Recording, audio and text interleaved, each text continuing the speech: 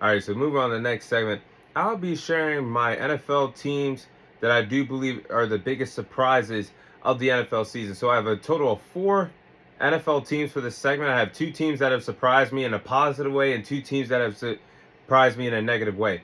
So to start off with the positive teams that have surprised me thus far in the NFL season, I'll start with the Jacksonville Jaguars that find themselves at 4-1 after 5 weeks of football. Now, I really thought that the Jacksonville Jaguars were going to have a year where they float around 500, and I thought the Houston Texans would take full control of the AFC South, but that has not happened this NFL season, and that's why we watch the game of football, because anybody can step up any given year. The Jacksonville Jaguars are doing that. They're keeping pace for competing for first place in the AFC South this year with them and the Indianapolis Colts. And they've improved on both sides of the ball. The Jacksonville Jaguars have this NFL season. Liam Cohen, former offensive coordinator for the Tampa Bay Buccaneers. You wonder why Baker Mayfield had one of, if not the best season of his NFL career last year. It was due to the play calling of Liam Cohen. It was a 50-50 split, a really good relationship that they had in Tampa. But now he's in a different part of Florida in Jacksonville, helping Trevor Lawrence become the best version of himself. The former first overall pick in the 2020 NFL draft. I think he's making him work harder in terms of making the offense flow and look very efficient every single week in the National Football League. The defense is actually playing well. The defense can create turnovers. They actually lead the league in takeaways right now on the defensive side of the ball. They're blitzing more. I think the Jacksonville Jaguars are playing with a lot of confidence right now, and they have some big victories heading into week 6. I'm still going to count the Houston Texans as a big win, even though they're 2-3. They defeated the San Francisco 49ers, the only team to defeat the San Francisco 49ers this NFL season. They defeated the Kansas City Chiefs in a big-time statement victory on Monday Night Football. So the Jacksonville Jaguars are making me very proud right now, and I think they deserve to be recognized as a true, legitimate team in the AFC right now until further notice at 4-1. Unless something happens, they deserve to be recognized as a top-tier team because they're jockeying for position to win first place in their division right now. So the Jacksonville Jaguars are the first team on my list that have surprised me in a positive way this NFL season. Now, the next team is also in the AFC South, and it's a team I just said, the Indianapolis Colts.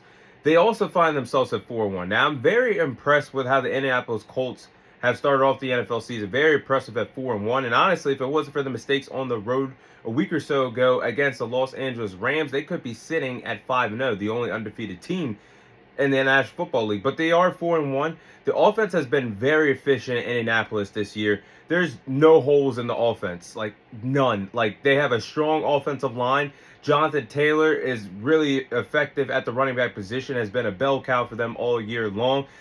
They got weapons on the outside. Michael Pittman Jr. at wide receiver, Alex Pierce, Josh Downs, their rookie wide receiver, Tyler Warren at the tight end position, rookie for Penn State, and reemergence of Daniel Jones. Everybody thought Daniel Jones' career was dead in the water. We all thought he just had that fluke season, Brian Daboll's first year in New York where they won a playoff game. And that was the only good year Daniel Jones really had in the National Football League. But now he's with Shane Steichen that has brought the best out of him offensively as a dual threat quarterback for the Indianapolis Colts. I mean, he's done a great job with Daniel Jones because Daniel Jones is not turning over the football. He's not a turnover machine. He's making improvements in his decision-making in the pocket, throwing the football. There's been a lot of throws that I've enjoyed a lot from Daniel Jones as he's released the ball out of the pocket, watching him on a weekly basis in the NFL. I think the Indianapolis Colts are a team to be recognized as one of the best in the AFC right now until proven otherwise, just like the Jacksonville Jaguars, 4-1.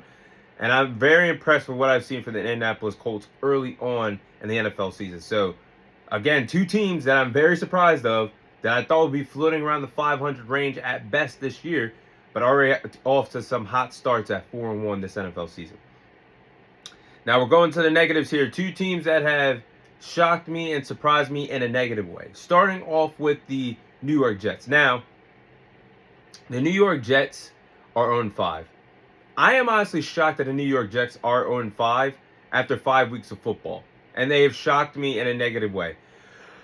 I'm starting to think that this franchise is forever cursed in New York. I mean, there is a lot of talent going to waste in New York. And it's starting to look like Aaron Rodgers might have not been the problem in New York. Yeah, he was controlling the team like he was LeBron James in the NBA world, in the NFL world, I should say.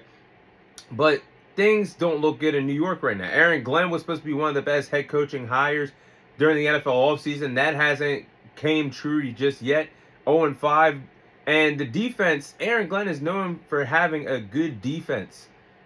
He was known for being hired as a defensive coordinator by the New York Jets. And he was a defensive coordinator with the Detroit Lions last year. And this is the worst that they've been on the defensive side of the ball that I can remember for in a long time. So again, I'm just shocked that they're 0-5. I just really think that this franchise might be cursed. And again, talent is going to waste. Aaron Glenn, again, one of the best head coaching hires. But it hasn't came true yet. 0-5 is not a good look for him right now. They're the only winless team in the National Football League heading into Week 6. And his defense, that's the only reason why the New York Jets reached out to him, is leadership and for turning around the Detroit Lions defense over the years. It still did a pretty decent job with over 14 to 17 injuries that the Detroit Lions had on the defensive side of the ball last year. So the defense has gotten worse since since I can remember with the New York Jets. That was actually their bread and butter, this team, the defense. And people will say it's not Justin Fields' fault at the quarterback position. Guys, yeah, the stats, if you're a box score watcher, yeah, it's not Justin Fields' fault in your eyes. But in my eyes, Justin Fields is only putting up these stats in fourth quarters of games or in garbage time. So you got to point the finger at the number one quarterback in New York too, and Justin Fields. And Sauce Gardner, their number one corner, is definitely regressing. I've watched the film over and over again. The man is getting beat several times in man-to-man coverage. You can see that Sunday when they played the Dallas Cowboys one-on-one against George Pickens. I mean, he's definitely regressing, definitely missing the presence of DJ Reed on the other side of the football right now. I'm just very disappointed in the New York Jets. I'm not saying that they were going to win the AFC East by any means, but I'm just so shocked, guys, that they're 0-5, the only winless team in the National Football League. And no disrespect, but we have teams like the Saints and the Titans that have won a game before the New York Jets, and they have way less talent across their roster. Insane. Another team would be the Baltimore Ravens.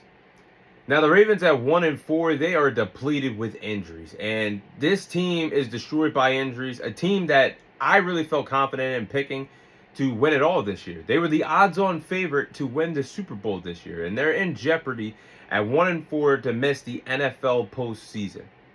Now, the defense has played honestly horrible. They have allowed 177 points in the first 5 games.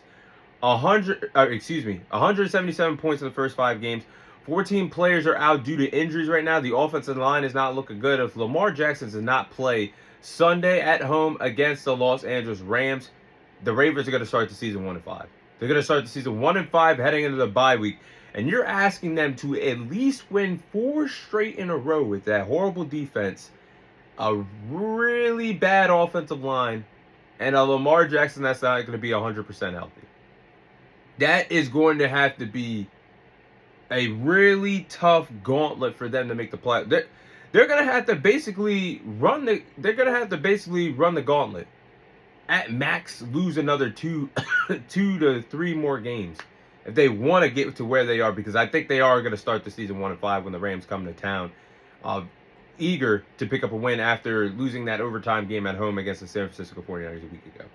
So it's very early, but these 4 teams have surprised me in a positive and a negative way after 5 weeks of football.